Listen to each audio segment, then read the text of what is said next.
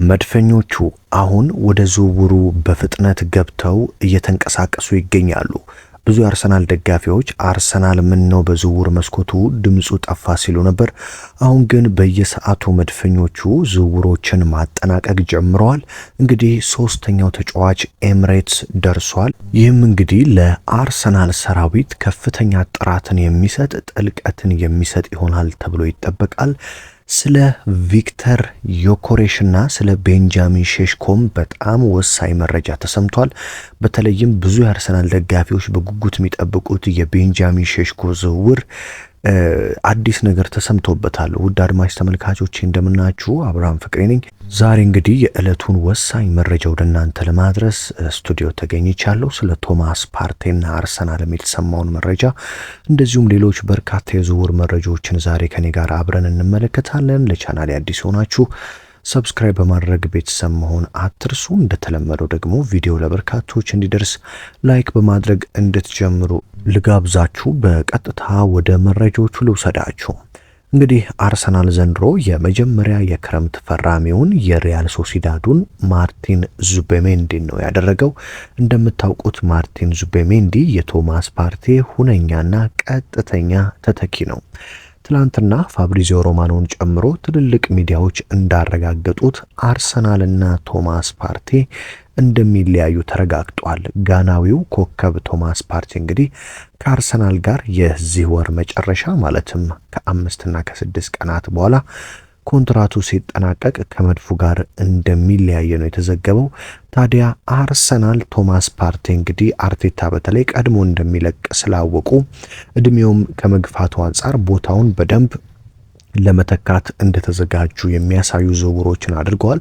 ስለዚህ ማርቲን ዙቤሜንዲ የመጀመሪያው የቶማስ ፓርቴ ተተኪ ነው ማለት ነው። ስለዚህ ቶማስ ፓርቴ አርሰናልን ሲለቅ በቀጣይ ዓመት በዚህ የዲፌንሲቭ ሚድፊልደር ወይም ደግሞ የተከላካይ አማካኝ ስፍራ ላይ የምንመለከተው የሪያል ሶሲዳዱን ተጫዋች ቶማስ ፓርቴን ሲሆን ሶስተኛውና አርሰናል ትላንትና በይፋ እንደሚያስፈርመው የተረጋገጠው ተጫዋች ደግሞ የብሬንትፎርዱ ክርስቲያን ኖርጋርድ ነው። ብዙዎች ስለዚህ ዘገባ ትላንትና ስሰራላችሁ በጣም ጥያቄዎች ነበሩ። የውሸት መረጃዎች ነው ወይም ደግሞ ክርስቲያን ኖርጋርድን አርሰናል አይፈልገውም፣ የውሸት መረጃ ነው እያሉ ብዙዎች እንግዲህ ሀሳብ ሲሰጡ ነበር። ነገር ግን በስተመጨረሻ እውነት ሆኖ ክርስቲያን ኖርጋርድ የአርሰናል ንብረት ለመሆን ተስማምቷል።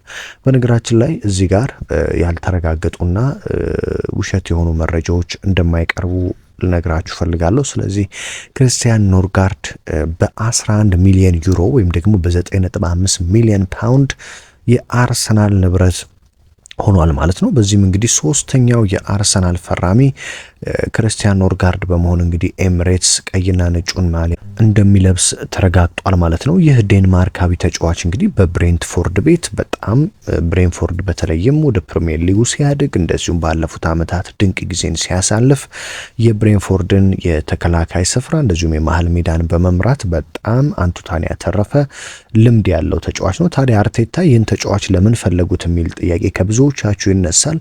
ነገር ግን እንደነገርኳችሁ አርሰናል ዋንጫ ማሳካት ከፈለገ የግዴታ ስኳዱ መስፋት አለበት።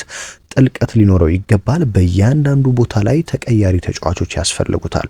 ቶማስ ፓርቴ ከአርሰናል ሊለቅ ነው። እንደምታውቁት ጀርጊኒዮም አርሰናልን ለቋል። ስለዚህ አርሰናል በተከላካይ አማካይ ላይ ምንም አይነት ተጫዋች የለውም ማለት ነው። ስለዚህ አርሰናል በመጀመሪያ ደረጃ ማርቲን ዙቤሜንዲን ዋነኛ የቦታው ተተኪ አድርጎ አመጣ። ስለዚህ ዙቤሜንዲ ቢጎዳ፣ ካርዶችን ቢመለከት ወይም ደግሞ ቢታመምና ጨዋታዎች ቢያመልጡት ወይም ደግሞ እረፍት ቢፈልግ ልክ እንደ ካራቦ ካፕ እንደ ኤፍኤ ካፕ ያሉ ጨዋታዎች ሲመጡ ይህ የብሬንትፎርዱ ተጫዋች ክርስቲያን ኖርጋርድ እንግዲህ በቀጣይ ዓመት ማርቲን ዙቤሜንዲን እየተካ ለአርሰናል ግልጋሎትን ይሰጣል ማለት ነው። ስለዚህ አርቴታ አሁን እያደረጉ የሚገኙት በረኛ አርሰናል ለምን አስፈረመ የሚል እንግዲህ በጣም የሚያሳዝን አስተያየቶችን ስሰማ ነበር። በተለይም እነዚህ አስተያየቶች በጭራሽ ከአንድ እግር ኳስ ተመልካች ወይም ደግሞ እንደ አርሰናል ደጋፊ ከሆነ ከአርሰናል ደጋፊ ሊሰማ የማይገባው ነው። ምክንያቱም በረኛ ለምን ፈረመ ማለት ለምሳሌ አርሰናል ያለው በረኛ ዴቪድ ራያ ነው። ዴቪድ ራያ ቢጎዳ ወይም ደግሞ ቀይ ካርድ ቢመለከት ማን ቀይሮት ይገባል? ስለዚህ ልክ እንደ ዴቪድ ራያ አንድ ነገር ሲገጥመው በጥራት አርሰናልን ማገልገል የሚችል በረኛ ግዴታ አርሰናል እንደሚያስፈልገው እውነት ነበረ። ምክንያቱም የትኛውም ቡድኖች ስትሄዱ ሁለተኛ ግብ ጠባቂያቸው ከመጀመሪያው ጋር የሚፎካከር እያቀያየሩ የሚጠቀሟቸው ሁለት ድንቅ በረኞች አሏቸው። ለዚህ ማንቸስተር ሲቲን አንስቻለሁ እንደ ምሳሌ። ኤደርሰን እና ኦርቴጋ የተባሉ ምርጥ በረኞች አሏቸው።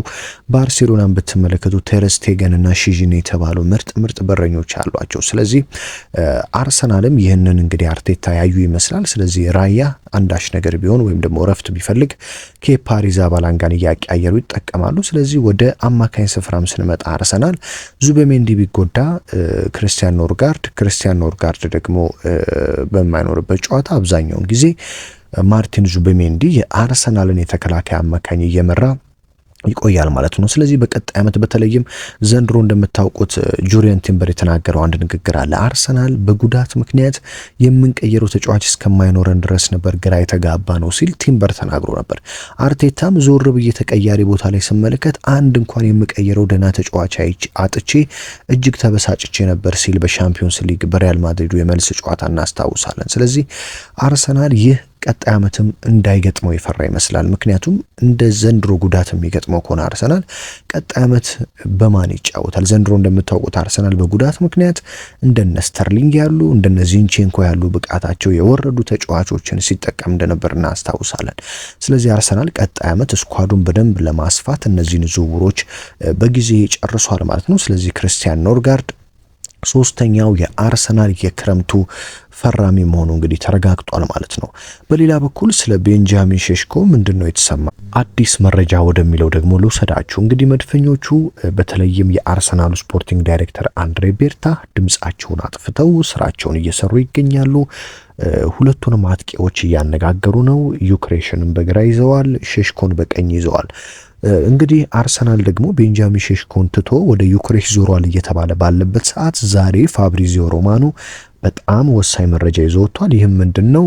ቤንጃሚን ሼሽኮ ለመጀመሪያ ጊዜ አርሰናልን በኢንስታግራም የአርሰናል ኦፊሻል ወይም ደግሞ የአርሰናል ዋነኛው እና ትክክለኛውን የኢንስታግራም ገጽ መከተል ወይም ደግሞ ፎሎ ማድረግ ጀምሯል። ይህም እንግዲህ ቤንጃሚን ሼሽኮ የአርሰናልን ገጽ መከተል የጀመረው በቀጣይ የሚያመራው ወደ አርሰናል ስለሆነ ነው የሚሉ መረጃዎች ከፍ እንዲሉ አድርጓቸዋል። በተለይም እንደምታውቁት ፋብሪዚዮ ሮማኖ እንደዚህ አይነት መረጃዎችን ዝም ብሎ አይሰራም። ፍንጮችን እየሰጠ በስተመጨረሻም እንግዲህ ሂር ዊጎ ተብሎ ብዙ ተጫዋቾች እሱ እንዳለው ሲጠናቀቁ ዝውውሮችን እንመለከታለን። ታዲያ ቤንጃሚን ሼሽኮ ትላንትና ምሽት አካባቢ ለመጀመሪያ ጊዜ የአርሰናልን ኢንስታግራም መከተል ጀምሯል። በዚህም እንግዲህ በቀጣይ ቤንጃሚን ሼሽኮ ከአርሰናል ጋር አንዳች አዲስ ነገር ሊሰማ የሚችልበት አጥቂ ነው ተብሏል። ስለዚህ ብዙ የአርሰናል ደጋፊዎች አሁን በምርጫ እየተከራከሩ ነው። ግማሹ ዩክሬሽ ይሻላል ይላል፣ ግማሹ ቤንጃሚን ሼሽኮ ይሻላል ይላል። አርቴታ ራሳቸው ደግሞ ለአርሰናል እንደዚሁም ለኔ የእግር ኳስ ፍልስፍና ቤንጃሚን ሼሽኮ ነው ትክክለኛው ሰው ሲሉ ተሰምተዋል። ስለዚህ ዩክሬሽን ቢመጣ ያን ያህል ለአርሰናል መጥፎ ባይሆንም ነገር ግን የተሻለውን አማራጭ ከሁለት ምርጦች አንዱን የተሻለ ወይም አንዱን ምረጡ ብትባሉ እንግዲህ ቤንጃሚን ሼሽኮ ከእድሜውም ገና ወጣትነቱ አንጻር እንደዚሁም ደግሞ ካለው የተለያዩ ግልጋሎቶች አንጻር ለሚኬል አርቴታ ሰራዊት የመጀመሪያ ተመራጭ እንደሆነ ይታወቃል። ያው ደሞዙ ውድ ስለሆነ አርሰናል ሊተወው ነው እየተባለ የነበረ ቢሆንም ትላንትና ቤንጃሚን ሼሽኮ የአርሰናልን ገጽ መከተል መጀመሩ በቀጣይ አርሰናል ውስጥ ማረፊያው እንደሆነ አርሰናል ቤቱ እንደሆነ ስለተረጋገጠ ነው የሚሉ መረጃዎች እንግዲህ በስፋት ከትልልቅ የዝውውር ዘጋቢዎች እየወጣ ይገኛል ማለት ነው። ስለዚህ መድፈኞቹ አሁን አራተኛ ፊርማቸውን አጥቂ ካደረጉና እንደተባለው እንደነ ሮድሪጎ ያሉ ደግሞ አምስተኛ ፈራሚዎች የሚመጡ ከሆነ ከዚህ በፊት እንደሰራውላችሁ አርሰናል በዚህ ክረምት 5 ተጫዋቾችን ለማስፈረም ነው እቅድ ያለው በሚለው ዘገባ ላይ ብዙዎች ያንን ማመን አልቻሉም ነበር። ነገር ግን እንደምታዩት አርሰናል ካሁኑ 3 ተጫዋች አስፈርሟል። ከዚህ በኋላ 2 ተጫዋቾችን የሚጨርስ ከሆነ አርሰናል 5 ተጫዋቾችን በዘንድሮ የክረምት የዝውውር መስኮት ጨረሰ ማለት ነው። ስለዚህ ከዚህ በፊት 5 ተጫዋቾችን ያስፈርማል በሚል የሰራውላችሁ ዘገባ በስተመጨረሻም ወደ ፍጻሜው እየደረሰ እንግዲህ ወደ መሳካቱ እየደረሰ አርሰናል አሁን አራተኛውን ተጫዋች ያውም አጥቂውን ወይ ሼሽኮን ወይ ዩክሬሽን ለመጨረስ እየተንቀሳቀሰ ነው። በእርግጠኝነት በቀጣዮቹ ቀናት አንዳች አዲስ መረጃ ይሰማል።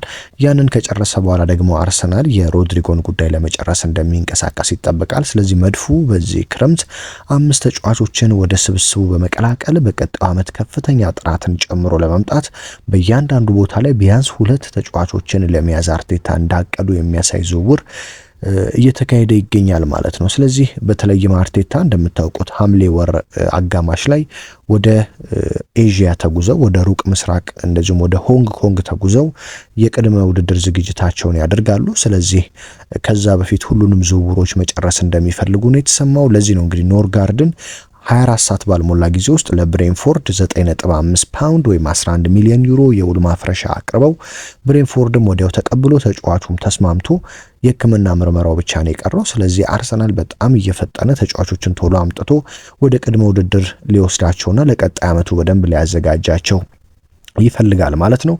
ስለዚህ በቀጣይ አርሰናል ቤንጃሚን ሼሽኮ የአርሰናልን ገጽ መከተል ጀምሯል። ሼሽኮ ወይስ ዩክሬሽ የሚለውን ደግሞ በእርግጠኝነት በቀጣዮቹ ቀናት እንመለከታለን ማለት ነው። በዚህም እንግዲህ ውድ አድማጭ ተመልካቾች በየዕለቱ እዚህ ሚዲያ ላይ የሚቀርቡ መረጃዎች ታማኝነታቸው የተረጋገጡ እንደምታዩቸው ደግሞ ከተናገርን በኋላ ዝውውሮቹ የሚፈጸሙ ናቸው። ስለዚህ ምንም አይነት ሐሳባችሁን አስተያየታችሁን ኮሜንት ላይ ልታስቀምጡልኝ ትችላላችሁ። በቻልኩት አቅም በቀጣዩ መረጃ ሐሳብ አስተያየቶቻችሁን ለማንሳት እሞክራለሁ፣ እንደዚሁም ኮሜንቶቻችሁን ለመመለስ እሞክራለሁ።